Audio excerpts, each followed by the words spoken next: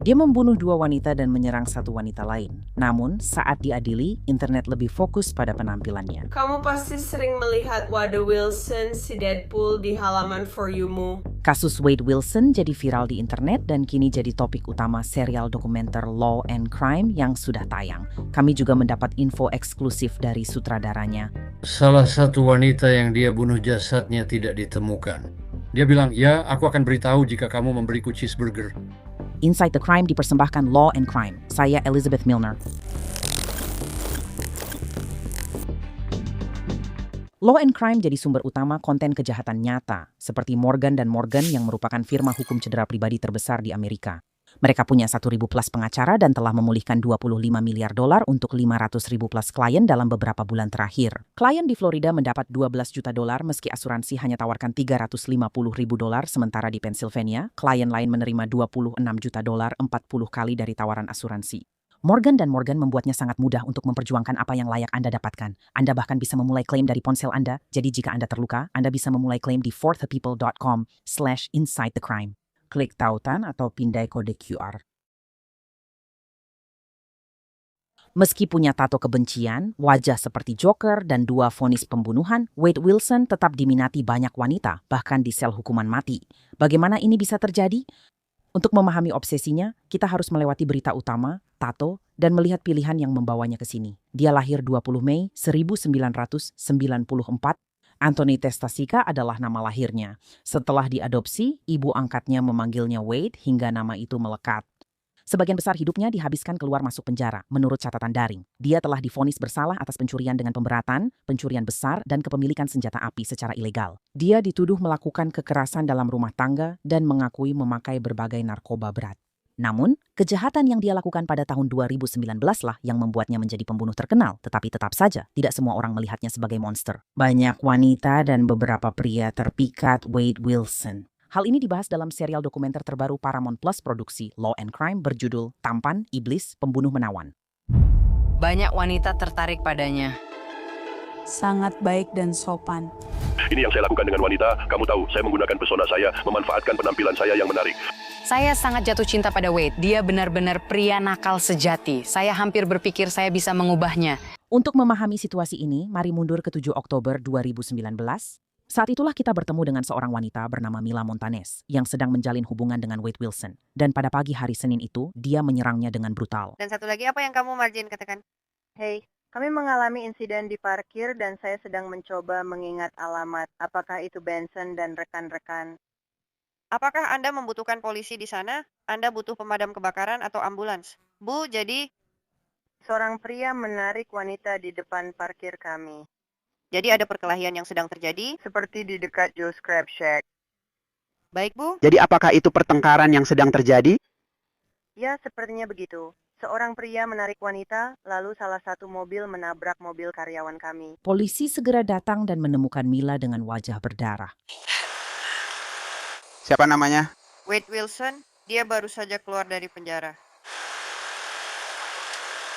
Yuk berhenti, tetap perhatikan. 594. Aku akan terbang ke daerahmu. 520.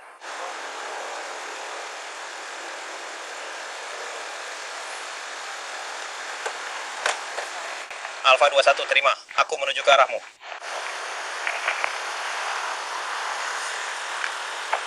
Ayo, coba tabrakan. Polisi mencatat Mila mengalami beberapa luka. Luka lecet di siku dan lengannya, lutut tergores, bibir pecah, siku terluka. Dia mengatakan kepada polisi bahwa Wade mengancam akan membunuhnya dan dia merasa takut akan keselamatannya. Tidak jauh dari lokasi ini, seorang petugas lain menemukan Wade tanpa baju dan berada di belakang kemudi mobil yang bukan miliknya. Bagaimana kabarmu? Baik, berat? Ada apa, bro? Kamu menunggu pacarmu? Oke, tidak masalah. Aku dapat panggilan soal seseorang duduk di mobil. Oh, tidak. Tidak, kami tidak butuh tempat. Dia akan datang. Oh, oke. Dia sedang dalam perjalanan sekarang. Oke. Oke. Aluminium 41 ke sepeda 5. Perkiraan waktu tiba.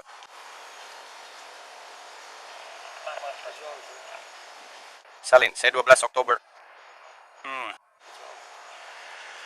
Akan saya jelaskan saat rekan saya tiba. Ya.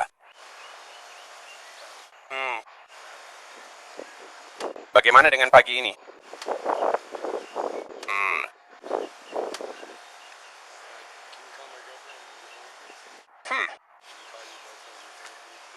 Ulangi lagi. Saya akan menelepon pacar saya di depanmu. Bisakah kamu meneleponnya untukku?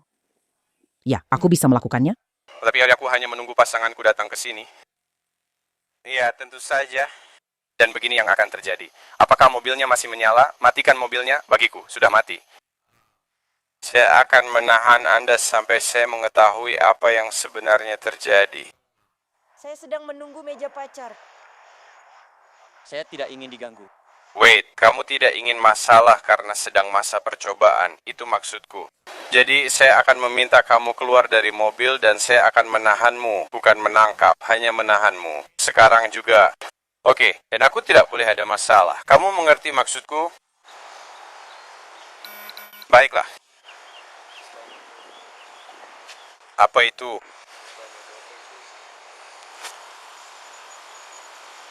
Sepeda 5, aku diparkir Joe Scrap Shack. Aku berikan kata-kataku padamu. Tidak, aku harus menahanmu. Sesuai prosedur kami, aku harus menahanmu. Karena masalah baterai pagi ini. Tidak ada baterai sama sekali.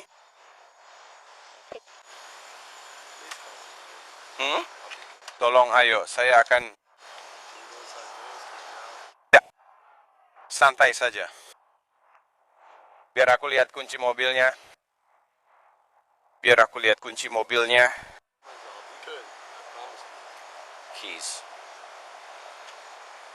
Keys. Wait, kita tidak akan ada masalah. Berikan saja kunci mobilnya.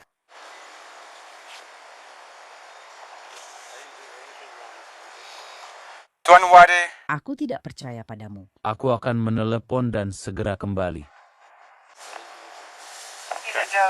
Baiklah. Tunggu saja sampai rekan saya datang ke sini. Itu L41, saya butuh tambahan unit. Jangan kemana-mana, hei. Serialnya menunjukkan petugas tidak mengejar Wade dengan kecepatan tinggi karena kebijakan departemen. Selain itu, saat interaksi dengan polisi terjadi, Wade sudah membunuh seorang wanita dan dalam perjalanan membunuh korban lain, yaitu Christine Melton. Pada tanggal 6 Oktober 2019, Christine dan sahabatnya Stephanie pergi ke sebuah bar di Fort Myers bernama Buddha Life. Di sanalah kedua wanita itu bertemu dengan Wade Wilson. Setelah menikmati malam bersama, mereka semua kembali ke rumah Christine. Stephanie kemudian bersaksi di pengadilan. Dia meninggalkan rumah Christine karena harus pulang ke rumah untuk anak laki-lakinya, tapi dia tidak pernah menyangka sesuatu yang buruk akan terjadi pada Christine malam itu. Wade mencekik Christine sampai tewas di rumahnya, lalu meninggalkan jasad dan mencuri mobil serta ponsel Christine. Saat bertemu Mila pada 7 jaksa, bilang Wade menelepon Mila pakai ponsel Christine, lalu serangan pada Mila segera terjadi. Dia melarikan diri saat petugas menanyainya, lalu dia bertemu dengan seorang wanita lain namanya Diane Ruiz. Diane Ruiz yang berusia 43 tahun sedang dalam perjalanan ke tempat kerja pada tanggal 7 Oktober ketika dia bertemu Wade Wilson. Dia membujuk Diane masuk ke mobil Christine dengan alasan butuh petunjuk arah ke sekolah. Menurut pejabat, Diane sempat mencoba keluar dari mobil karena merasa ada yang tidak beres. Saat dia mencoba, Wade menyerangnya dengan kejam, memukul, mencekik, lalu mendorongnya keluar mobil. Namun, itu belum selesai. Dia menabraknya berulang kali. Saat Diane tak datang kerja, rekannya menghubungi polisi yang langsung mengeluarkan peringatan orang hilang pukul 8 malam. Seorang saksi menghubungi polisi Cape Coral melaporkan Wade mengaku menikam seseorang. Polisi menemukannya keesokan harinya usai ia membobol rumah di area tersebut. Anda menunggu Stephen Williamson, benar? Wilson, maaf. 520 dan 94, saya Detektif Bill. Oke, kita sudah bertemu dengan bebas. Sebenarnya itu bukan bantuan besar. Iya. Kamu juga nggak terlalu peduli soal itu. Aku juga begitu. Kamu di kantor polisi, di borgol, dan di ruang interogasi. Aku harus membacakan hak-hak Marina. Sudah tahu soal itu? Ya. Baiklah, kamu punya hak untuk tetap diam. Apapun yang kamu katakan bisa digunakan melawanmu di pengadilan. Kamu punya hak untuk berbicara dengan pengacara untuk meminta nasihat sebelum kami mengajukan pertanyaan, dan kamu berhak didampingi pengacara selama proses pemeriksaan.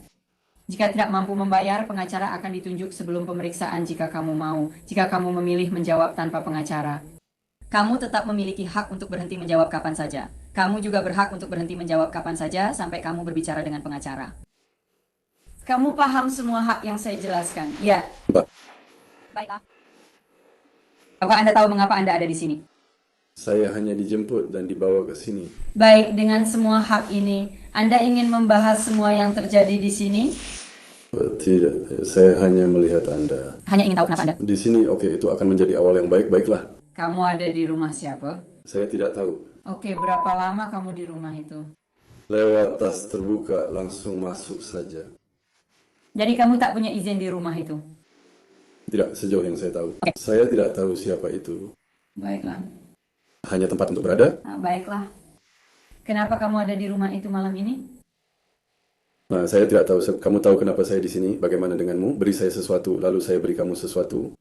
Nah, katakan mengapa saya di sini dan apa yang kamu pikirkan. Apakah saya dituduh atau diinterogasi? Ya, tadi ada keributan di antara... Ini bisa jadi awal yang baik. Ada keributan antara kamu dan pacarmu hari ini kan, pagi tadi.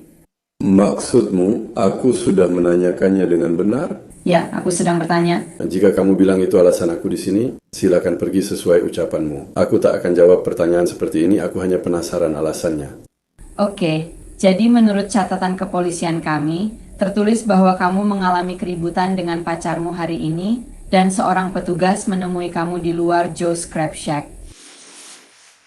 Dan pertemuan itu tidak berjalan dengan baik. Lalu kamu pergi. Dia adalah anggota juri. Dia tidak terlalu ramah. Dia pergi. Oke. Mari kita tetap di sini. Jadi aku tidak tahu persis apa yang terjadi antara kalian, tapi kalian sudah bertemu lalu kamu pergi. Ya. Oke, dan kamu pergi dengan kondom hitam yang bukan milikmu. Ya, dia menyuruhku pergi. Dia menyuruhmu pergi, dia memintamu untuk pergi. Aku pikir dia akan mencicipiku. Pelatuk. Kasus Diane awalnya dianggap orang hilang, namun polisi curiga ada tindak kriminal. Kemudian, petunjuk mulai terhubung jelas. Kasus ini saling terkait, dengan Wade Wilson sebagai tersangka utamanya. Keluarga Diane Ruiz awalnya berharap dia kembali selamat. Tapi setelah berhari-hari tanpa kabar, mereka hanya ingin tahu apa yang terjadi dan di mana dia. Jasadnya ditemukan 11 Oktober dan dikonfirmasi sebagai Diane Ruiz. Wade membantah terlibat dalam 2 pembunuhan itu di serial dokumenter tersebut. Mantan pacarnya, Mila, mengakui bahwa dia masih berbicara dengan Wade di penjara, bahkan setelah apa yang telah dia lakukan padanya. Apa kabar? Astaga. Aku tahu. Ya, aku tahu Mila, aku tahu sayang, aku tahu. Aku benar-benar kacau. Ini bukan sebuah...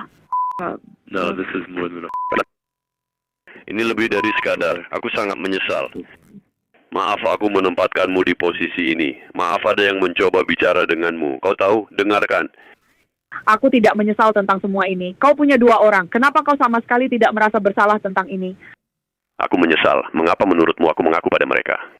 Mereka punya putra yang seumur anakku, dan aku bilang ingin melakukannya. Aku ingin ibuku masuk dari depan, tapi Mila... Itu tidak akan pernah menjadi dirimu. Kamu harus mengerti apa yang aku katakan. Kita harus melewati ini dan bicara. Aku tak pernah berniat membunuhmu. Anak kecil pendiam ini berkata, ia menunggu ibunya masuk lewat pintu depan bersama ibunya. Ya. Tapi Mila bukan satu-satunya orang yang dia akui kejahatannya. Dia juga membuat pengakuan kepada ayah kandungnya, Steve Testasika. Apakah mereka berkonsultasi dengan saya tadi malam? Mereka berkonsultasi dan sudah mendapat jenazah sekitar jam 1. Mereka hanya ingin bicara dengan saya agar bisa mengakuinya. Ya, dan ketika saya keluar dari ruang kunjungan istri saya, kamu tahu, dia ada di truk dan dia mendapat notifikasi tentang sebuah berita. Mereka bilang mereka menemukannya sekitar jam 1.30 dan mereka tidak mengumumkannya. Sepertinya sampai kamu tahu jam 6 atau entah jam berapa. Namun mereka belum keluar dan mengidentifikasi. Oh, benar begitu. Mereka belum bilang. Katanya mereka tak bisa mengidentifikasi. Butuh pemeriksaan medis. Kamu bercanda, serius? Ya, apa itu? Apa itu? Seburuk itu, nak? Seburuk itu, aku menabraknya dengan mobil 100 kali, tahu kan? Itu yang membuatnya buruk. Itu sebenarnya tidak buruk sampai itu terjadi, dan setelah itu jadi buruk. Aku ingat soal rekaman, tapi saat ini aku sedang bekerja dan memikirkannya. Ya, Itu sangat menggangguku. Ini yang benar-benar tidak aku mengerti, seperti kenapa sampai sebegitunya. Kau tahu maksudku, seperti apa yang terjadi sampai bisa sebegitunya. Nah, aku tidak tahu. kamu marah sama apa, bro? Kamu marah tentang apa? Kamu ngerti maksudku, kenapa kamu marah, terutama pada perempuan? Aku nggak yakin. Kamu cari tahu saja, aku sudah. Kamu memang harus cari tahu. Kamu sanggup dengan gadis itu? Aku tidak tahu. Ya, aku hanya mencekiknya. Meski ada rekaman pengakuan, beberapa pendukung Wade Wilson tetap yakin dia tak bersalah, termasuk Alexis Williams yang diwawancarai di serial dokumenter sebagai pacar Wade. Keduanya bertemu setelah Wade didakwa 2 pembunuhan tingkat pertama dan dia tetap mendampingi saat Florida menuntut hukuman mati. Oh, benar, jaksa negara membawakan saya dokumen hari ini untuk menuntut hukuman mati, 2 lembar kertas. Saya bilang begitu. Are you serious? What?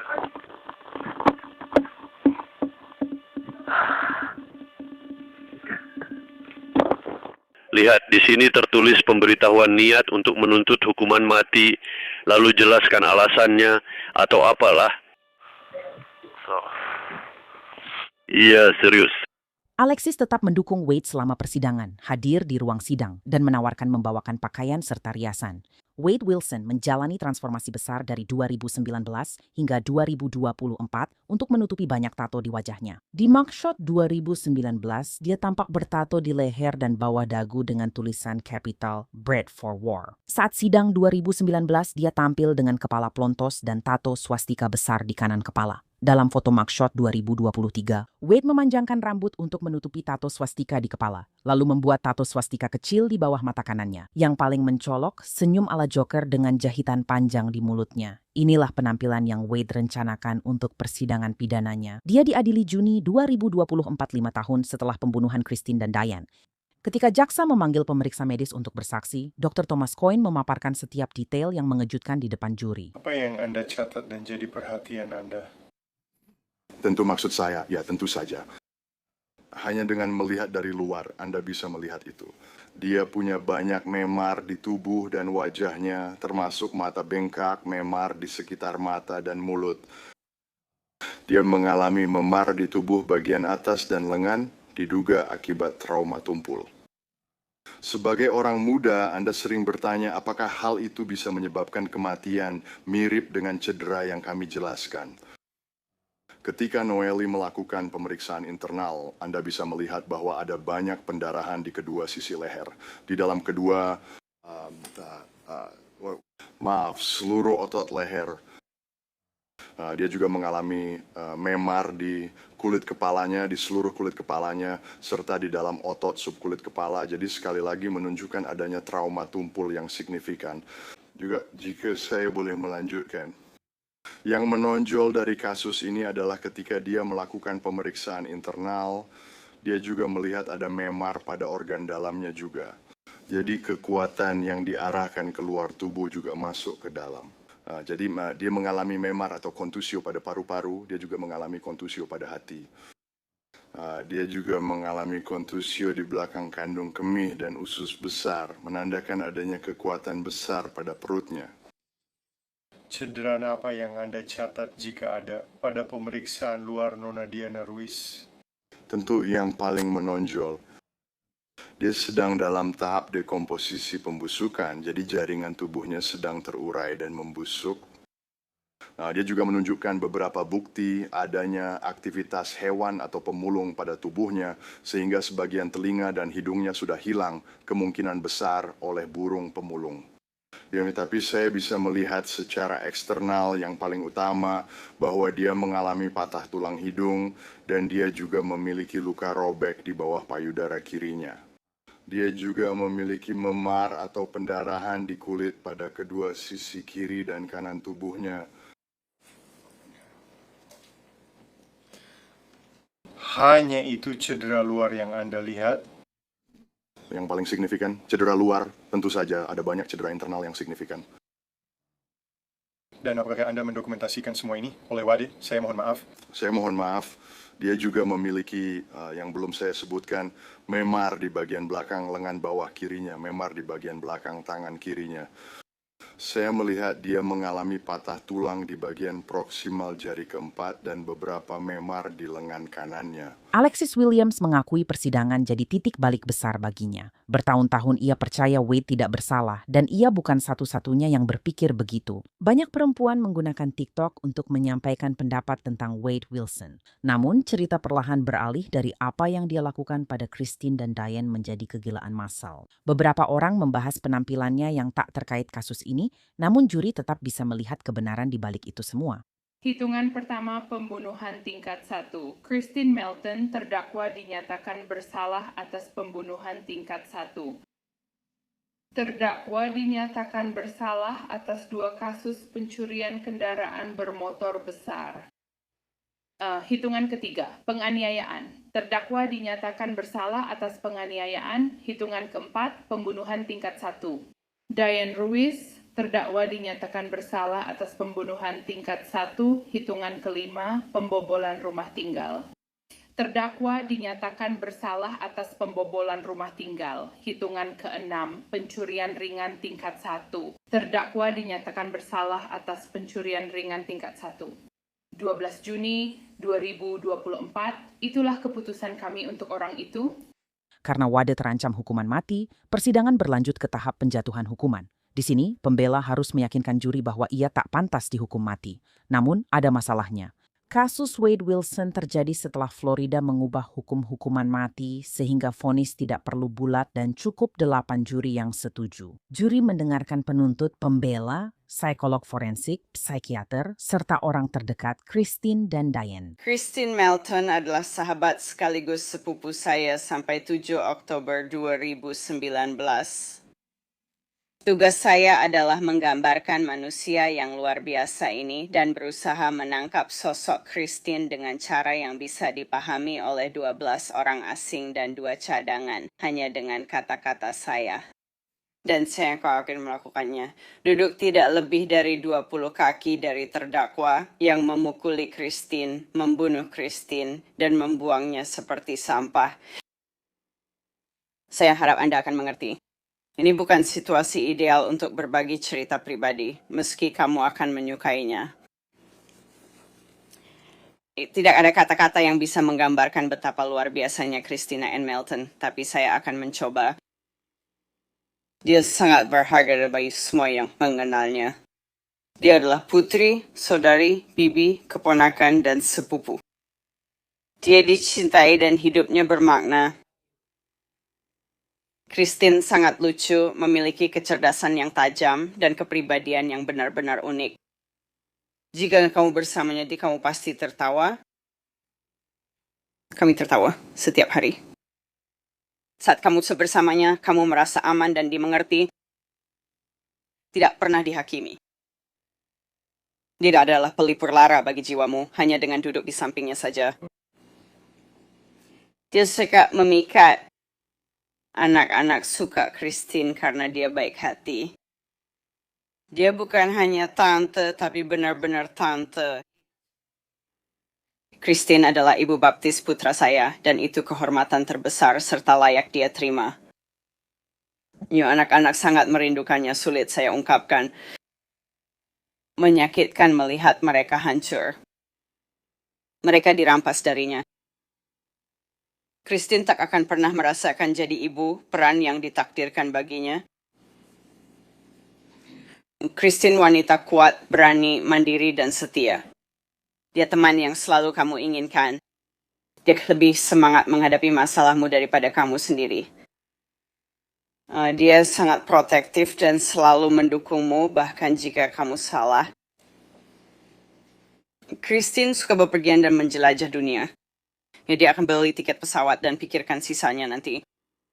Dia senang berkemah ke konser Halloween, pesta bertema, serta merayakan hidup dan pencapaian. Christine sangat menyayangi ibunya dan senang bersamanya. Mereka sangat dekat seperti 2 sejoli. Mereka serupa, namun berbeda dengan cara yang indah. Pada 2019, mereka tinggal kurang dari 1 blok saat kejadian ini. Setiap hubungan atau persahabatan yang dia miliki terasa istimewa karena dia adalah bagian darinya. Dia adalah penyemangat bagi kami semua. Dia mencintai kami tanpa syarat sepenuhnya dan dengan seluruh dirinya.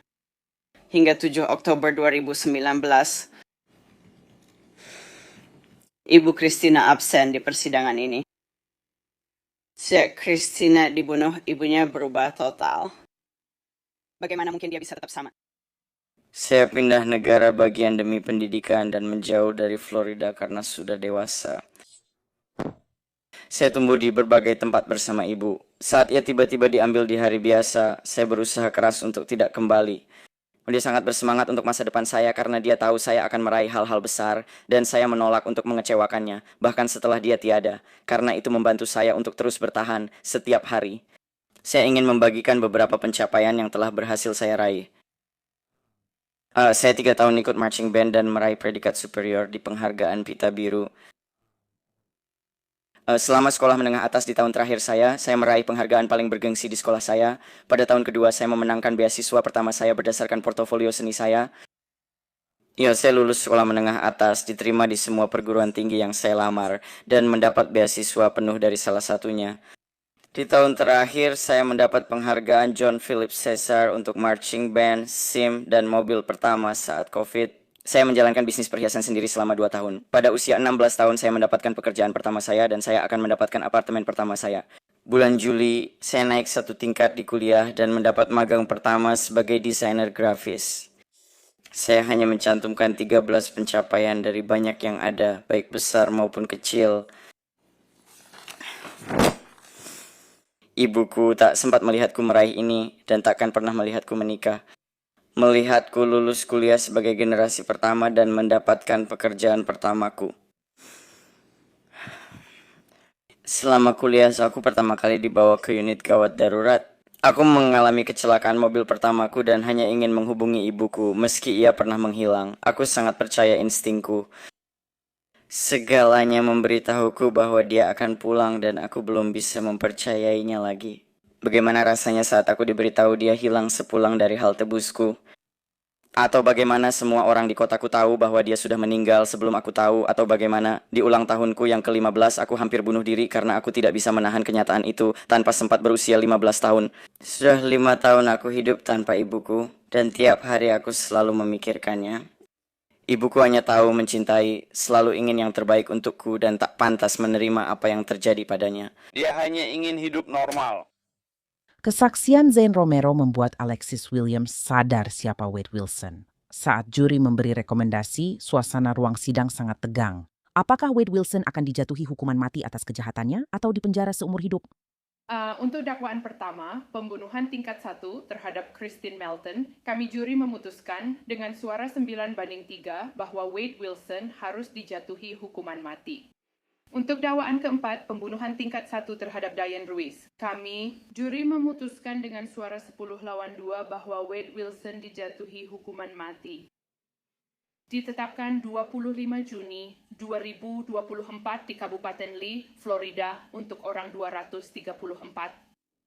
Vonis mati menjadi akhir babak menyakitkan bagi keluarga Christine dan Diane, meski kesedihan masih ada. Sementara itu, Wade tetap memiliki pengikut seperti sekte. Saat menuju sel hukuman mati, dia tetap jadi berita utama, bahkan dari balik jeruji. Dia menggugat kantor Sheriff Kabupaten Lee dan kantor Kejaksaan Negara setelah rekaman telepon penjara dirilis, lalu membatalkan gugatan itu. Dia diduga mencoba menyelundupkan gambar buatan tangan yang sudah ditandatangani dengan instruksi untuk melelangnya kepada penawar tertinggi. Tapi, apakah dia masih memiliki pengaruh yang sama terhadap para wanita yang disebut istri Wade hingga hari ini? Nah, kamu harus menontonnya di serial dokumenter terbaru untuk mengetahui lebih lanjut. Jurnalis legendaris Brian Ross kini bersama kami di Inside the Crime sebagai produser dan sutradara serial ini bersama Rhonda Schwartz. Brian juga disorot dalam serial dokumenter ini. Wade Wilson tetap menarik bagi banyak perempuan meski sudah divonis bersalah atas pembunuhan Christine Melton dan Diane Ruiz. Menurut Anda, mengapa kasus ini menarik perhatian? Karena penampilan atau perubahan fisik seperti monster? Apa alasannya menurut Anda? Bagi kami semuanya bermula setelah melihat liputan Law and Crime diikuti ribuan hingga ratusan ribu orang Kami mengetahui kasus ini jadi sensasi di media sosial seperti Anda katakan, dengan banyak wanita mengaku jatuh cinta pada Wade Wilson. Dia mengaku pada polisi bahwa sudah lama memakai ketampanan dan pesonanya untuk merayu wanita. Dia juga berkata demikian. Dia dikuasai amarah dan hanya membicarakan pembunuhan. Semuanya saling terkait. Kami ingin tahu alasan wanita-wanita ini jatuh hati padanya. Pada yang membuat mereka berpikir bahwa pria ini adalah seseorang yang bisa mereka perbaiki atau mereka bisa menjadi bagian dari hidupnya. Jadi beberapa wanita ingin punya anak dan menikah dengannya. Semua merasa merekalah satu-satunya. Dan pada satu titik, jaksa penuntut selama persidangan mengungkapkan bahwa ada banyak wanita. Hal ini membuat marah banyak pengikutnya yang merasa telah dikhianati oleh Wade Wilson. Ya. Menarik melihat semuanya terungkap, apalagi dia terus menyebut soal pembunuhan dan membunuh. Lalu bagaimana? Dia benar-benar bukan dirinya sendiri, seperti yang dia katakan saat dia sedang mabuk narkoba. Dan itulah yang membuatnya melakukan hal-hal yang sangat mengejutkan, sangat brutal kepada para wanita ini. Dari semua yang kamu pelajari saat membuat dokuseri ini, apa hal paling mengejutkan yang kamu temukan, terutama ketika ceritanya terungkap di depan matamu? Ya, menurut saya dia melakukan kejahatan-kejahatan ini dengan mudah tanpa merasa terganggu. Dan kemudian dia dengan bebas mengakui apa yang telah dia lakukan kepada ayah kandungnya, kepada pacarnya yang juga dia coba bunuh, dan kepada polisi, dan itu sama sekali tidak mengganggunya. Pada satu titik, salah satu wanita yang dia bunuh, mereka tidak bisa menemukan jasadnya. Dan dia berkata, "Baiklah, aku akan memberitahumu jika kau memberiku cheeseburger." Wow. Ketika aku mendengar kata-kata itu keluar dari mulutnya, apalagi dia mengatakannya sambil bercanda, aku benar-benar merasa, wow, rasanya kata-kata pun tidak bisa menggambarkannya. Aku membayangkan perasaanmu saat menyusun semua ini, seperti perasaanku saat melihatnya. Apakah kamu melihat kasus ini sebagai bagian dari tren di media sosial yang mengubah penjahat jadi ikon budaya, seperti kasus Luigi Mangione? Menurutmu, apa yang membuat kasus ini berbeda atau lebih mengkhawatirkan? Ya, dalam beberapa hal, kebrutalan kejahatannya dan rasa sakit yang dia timbulkan kepada keluarga korban serta kepada masyarakat. Di Florida, tempat semua ini terjadi, menurut saya, jika dibandingkan dengan kekaguman dari penggemarnya, itu tidak masuk akal. Apa yang dipikirkan orang-orang? Ini komentar tentang zaman kita. Saya sedih mengatakannya. Ya. Apalagi kalau kamu buka TikTok dan melihat video-video gerak lambat Wade Wilson. Dia sedang duduk di meja pembelaan, dia tersenyum. Semua diiringi musik khusus untuk menarik perhatian penonton. Intinya, pria ini diadili karena membunuh 2 wanita dan melukai 1 wanita lain secara brutal. Dan kamu tahu Brian, semua wawancara ini sangat menarik karena kita bisa melihat tuduhan di atas kertas. Kita bisa melihat persidangan berlangsung di depan mata kita. Tapi mendengar langsung dari orang-orang yang terlibat di luar lingkup itu, sekali lagi, semua wawancara ini sangat menarik. Tapi siapa yang paling berkesan menurutmu? Menurut saya mungkin Alex, Meksiko. Williams, salah satu istri pertama Wade yang jatuh hati padanya, bahkan memakai uang sendiri untuk membelikan jas agar dipakai di pengadilan. Dan bahkan sebenarnya berencana untuk menikah dengannya, sudah benar-benar membuat rencana nyata untuk itu.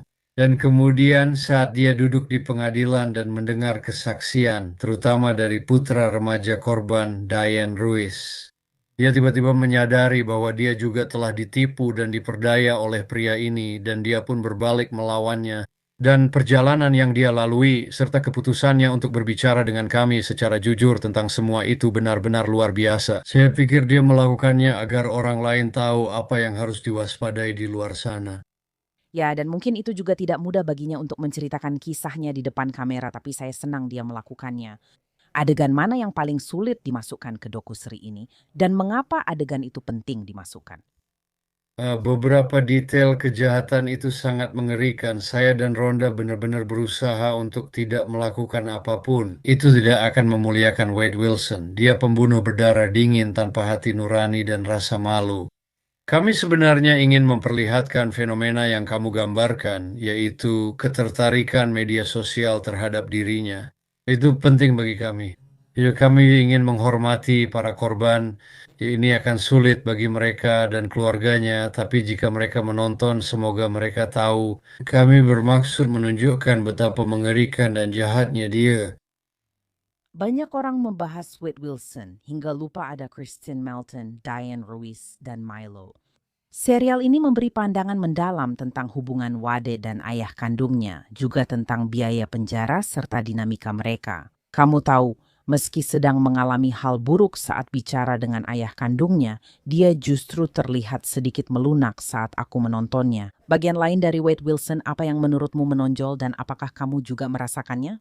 Aku merasakannya tentang ayah kandungnya, Steve Testoseka, yang membuat keputusan berani. Saat Wade kabur dari polisi usai membunuh, dia menelepon Steve dan meminta bantuan. Ayah dan bapak memutuskan bekerja sama dengan polisi dan memberitahu lokasi putranya. Karena dia tidak ingin putranya ditembak mati saat sedang dikepung atau saat mencoba menangkapnya. Tapi itu adalah keputusan yang sulit baginya. Dia pernah berurusan dengan hukum dan tahu rasanya, namun penjelasannya tentang patah hati dan penderitaan saat melihat putranya sendiri menjadi pembunuh tanpa hati nurani. Dan dia berbicara kepadanya seperti yang Anda lihat dalam laporan kami di wawancara penjara yang direkam dalam video tentang penderitaannya mengenai hal itu sungguh sangat memilukan. Kesaksiannya di persidangan yang memberatkan putranya sendiri memang penting baginya dan saya yakin itu tidak mudah. Apa yang Anda harapkan penonton pertanyakan tentang diri sendiri atau masyarakat saat menonton serial ini? Ya, jangan sampai kita jatuh cinta buta pada pria jahat seperti ini. Ingat para korban dan sifat kejahatannya. Tentu saja setiap orang dianggap tidak bersalah sampai terbukti bersalah di pengadilan. Tapi fakta-fakta dalam kasus ini dan pengakuannya, menurut saya sudah cukup jelas menunjukkan siapa dia sebenarnya, dan dia adalah seorang pembunuh berdarah dingin. Tentu Brian Ross. Semoga penonton juga antusias menonton serial ini seperti saya. Terima kasih atas waktu dan wawasan Anda, saya sangat menghargainya. Senang bisa berada di sini, terima kasih. Catatan daring mencatat Wade Wilson kini ditahan di lapas Union, Florida. Tonton Handsome Devil, Charming Killer. Ketiga episode sudah ada di Paramount Plus. Terima kasih telah menonton Inside the Crime. Saya Elizabeth Milner.